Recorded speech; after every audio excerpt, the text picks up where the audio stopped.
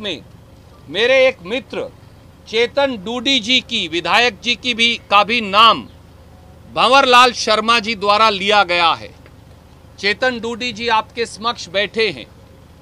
ये आपको बताएंगे कि किस प्रकार से इन्हें प्रलोभन देने की कोशिश की गई, पर इन्होंने साफ साफ नकार दिया गया। इन सारे हालात के अंदर भारतीय राष्ट्रीय कांग्रेस ने ये निर्णय भी लिया है कि श्री भंवरलाल शर्मा कांग्रेस विधायक को इन टेप्स की सच्चाई की वेरिफिकेशन होने तक पार्टी की प्राथमिक सदस्यता से निलंबित कर दिया गया है। श्री विश्विंदर सिंह, जिनके बारे में कुछ और सूचना शायद आएगी, उन्हें भी कांग्रेस पार्टी की प्राथमिक सदस्यता से निलंबित कर दिया गया है और दोनों को शो कॉज नोटिस दिया गया है कि कांग्रेस सरकार गिराने के इस षड्यंत्र के अंदर शामिल होने के बारे वो अपना स्पष्टीकरण दें। और अब एक बार मैं चेतन जी से कहूंगा कि वो आप अपनी बात संक्षिप्त में रखेंगे। इसमें नहीं है, पर शायद कुछ कहीं और हो। अभी एक बार इनकी बात सुनिए, फिर सवाल लेंगे। देखिए, आपको मोटा मोट श्रीमान सुरजेवाला जी ने सारी बात आपके समक्ष रख दी। मेरा सिर्फ आप लोगों को ये जानकारी देना है कि तथाकथित जो ये ऑडियो आया भंवरलाल जी शर्मा का और इसमें मेरा नाम आया है, तो मैं आपके सामने सिर्फ ये बात रख रहा हूँ कि मुझे प्रलोभन देने की कोशिश की गई थी, जिसका जुड़ाव कहीं ना कहीं इस ऑडियो टेप से है, लेकिन मैंने वो प्रलोभन देने से इनकार कर दिया। मेरे परिवार की पृष्ठभूमि, मेरा खुद स्वयं का कांग्रेस पार्टी के प्रति निष्ठा, ये मेरे लिए सर्वोपरि है। और आगे जो कुछ भी है या जो भी जहां एजेंसियां चूंकि जांच कर रही है, मैं उनके समक्ष जाके अपनी बात रखना चाहूँगा। मैं सिर्फ ये आपके सामने स्पष्ट करना चाहता था कि ये जो ऑडियो टेप आया है, इसमें जो प्रलोभन की बात की गई थी, उसमें जो नाम मेरा आया है, उसमें मुझे प्रलोभन देने की किसी न किसी स्तर पे कोशिश की गई थी। धन्यवाद। अजय, अभी सवाल लेंगे। अजय, एक बार अध्यक्ष जी कुछ कहें और फिर आपके सवाल लेंगे। महेश जोशी जी भी यहाँ हैं। मैं सबसे पहले, मुझे एक छोटे से कार्यकर्ता को राजस्थान प्रदेश कांग्रेस कमेटी का अध्यक्ष नियुक्त किए जाने पर अखिल भारतीय कांग्रेस कमेटी की हमारी अध्यक्षा आदरणीय सोनिया गांधी जी का, हमारे नेता आदरणीय राहुल गांधी जी का, आदरणीय के.सी. वेणुगोपाल जी का, अविनाश पांडे जी का, माननीय मुख्यमंत्री जी का, आदरणीय सुरजेवाला जी का, तमाम नेताओं का आभार प्रकट करना चाहता हूं कि उन्होंने मुझे ये जिम्मेदारी दी है।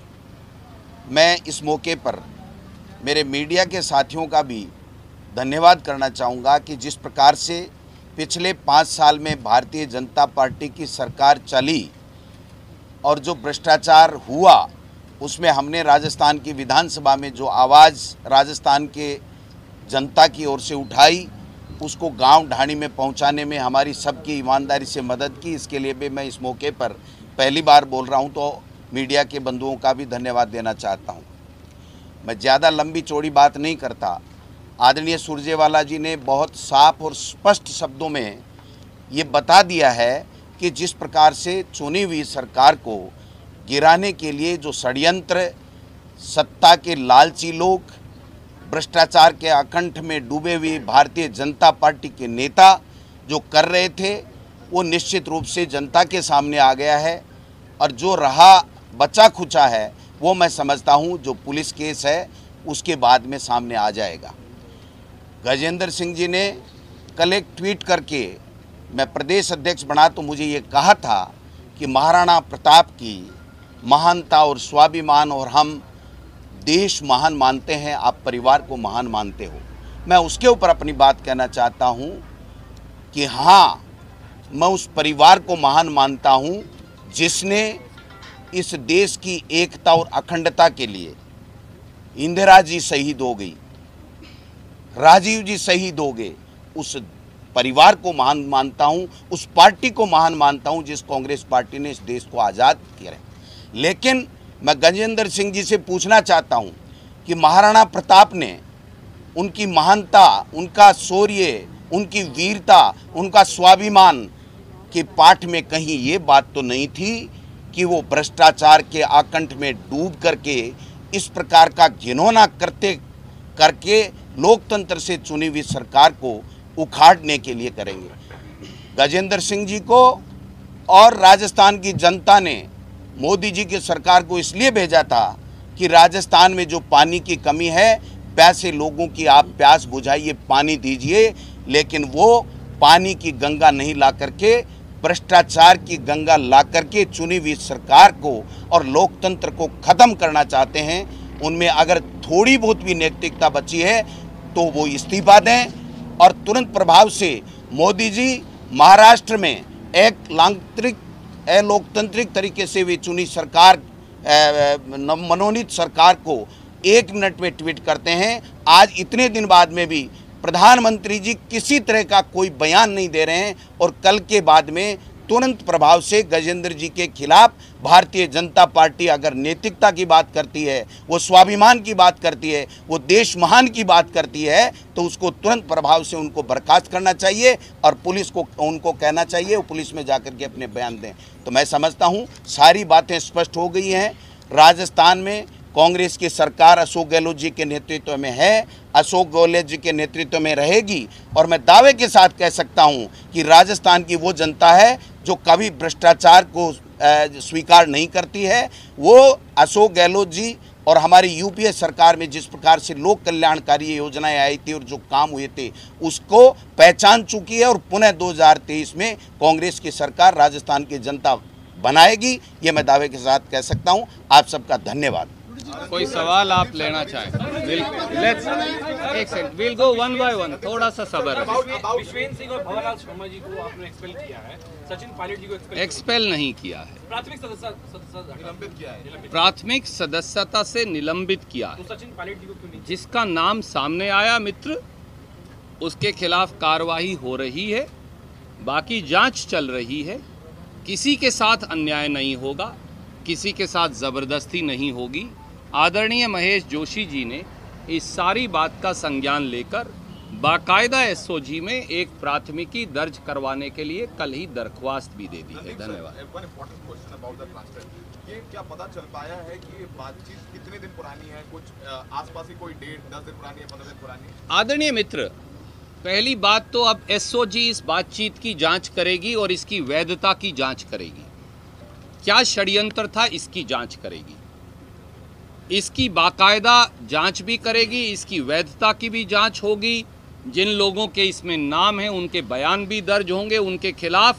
मेरा ये मानना है अब एसओजी को अब क्या देरी है, अब गजेंद्र शेखावत जी पर, भंवरलाल शर्मा जी पर, ये जो जैन साहब इसमें तथाकथित बातचीत में इन पर एफआईआर दर्ज करना चाहिए, ज़रूरत हो तो गिरफ्तारी करनी चाहिए।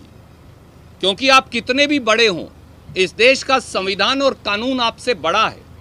जब हम संविधान की शपथ लेते हैं तो संविधान के संरक्षण और सुरक्षा की शपथ लेते हैं।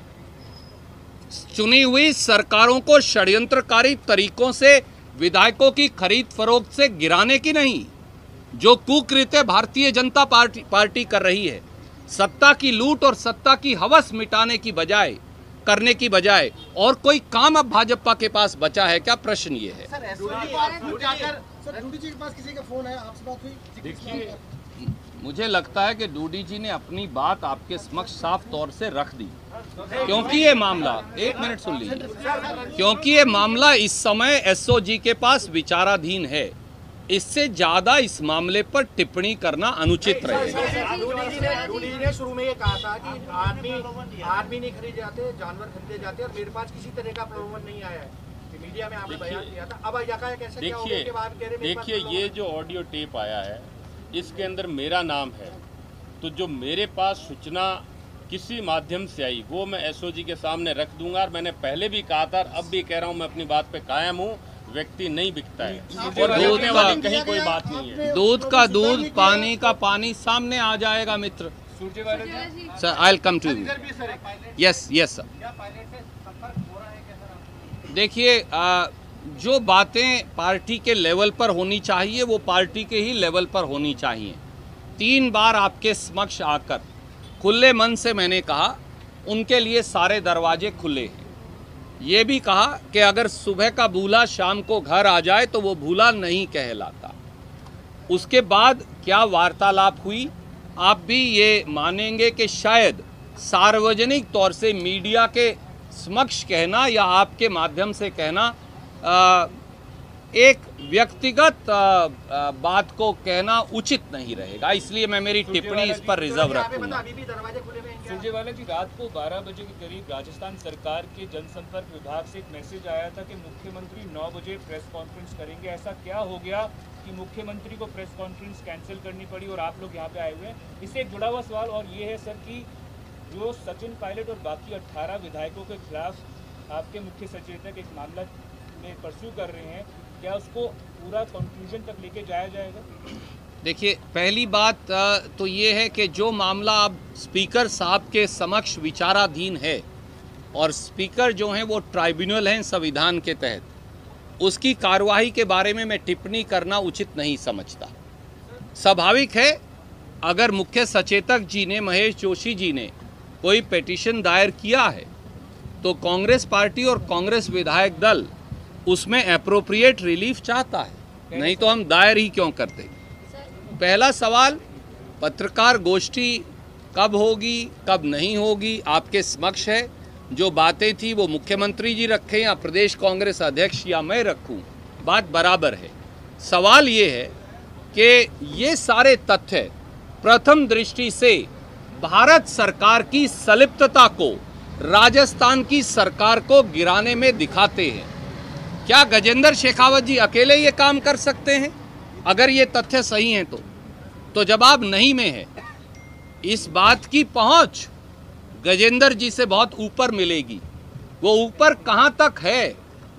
कौन है दिल्ली में बैठकर जो राजस्थान के सरकार के विधायकों की, कांग्रेस के विधायकों की खरीद फरोख्त कर रहा है? ये सामने आना आवश्यक है ताकि वो लोग जो प्रजातंत्र का चीरहरण करते हैं और जनमत का अपहरण करते हैं, उनका चेहरा, उन भाजपाइयों का चेहरा बेनकाब हो।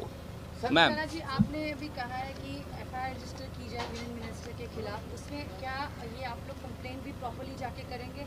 हमने पहले ही कल शाम ही शिकायत दर्ज करवा दी है।